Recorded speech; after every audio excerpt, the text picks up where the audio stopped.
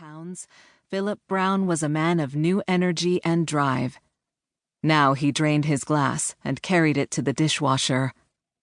"I'm off," he said. "That is, I hope to be off if the roads aren't too bad, but at least the snow is beautiful here." "Quite a change from New York," Helen agreed. Miranda nodded and bit eagerly into a warm muffin.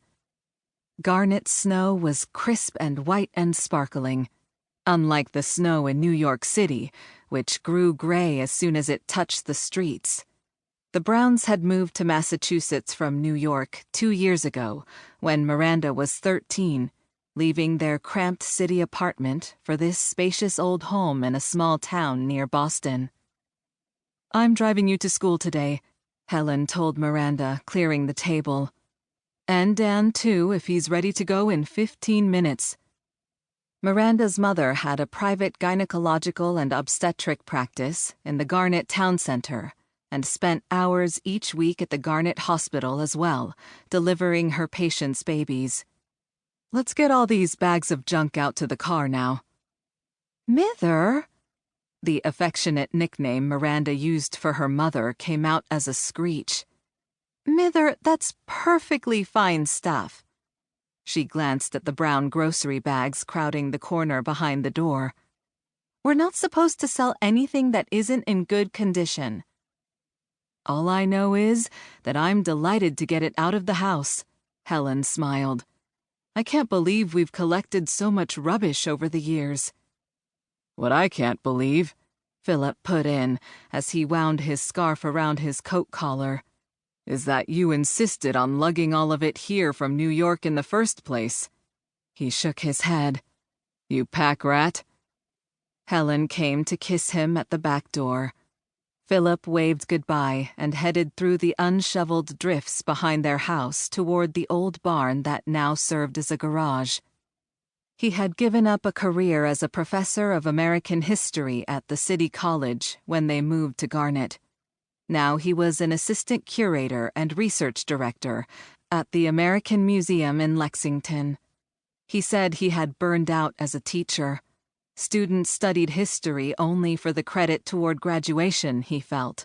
They didn't have any love of the past at all. At least museum visitors came out of a genuine interest in America's history. "I bet we sell everything," predicted Miranda as her mother swept out the snow that flew in when Philip left.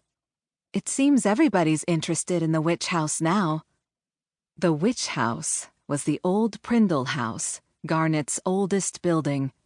It was nicknamed for Nathaniel Prindle, who had been an avid witch hunter back in the days when people's fear of witches erupted into hysteria.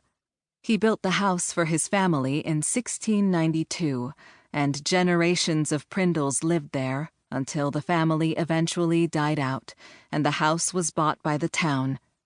It had served as a hospital, a village school, an orphanage, and a library before being abandoned, too run down for public use.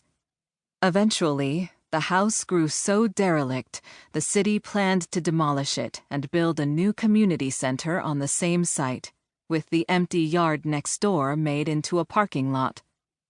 Garnet folklore long held that the yard was haunted by one of the poor souls Mr. Prindle had accused of witchcraft. On a windy day, legend had it, you could hear wails of anguish. The local historical society stepped in and clamored for the Prindle house to be saved. Eventually, the townspeople voted for the old house to be renovated into the much-needed community center, and the high school was helping by holding fundraisers. A Halloween-haunted house in the school gym had been the first of these. Now, the flea market promised to draw a crowd, and a dance was in the works. Miranda stood up, cramming a last piece of muffin into her mouth. "I'd better go call Dan," she mumbled. "You know he's probably still asleep." She went to the phone, picturing his tousled dark hair and sleepy eyes. "Tell him 10 minutes," said Helen, "if I can get my car started."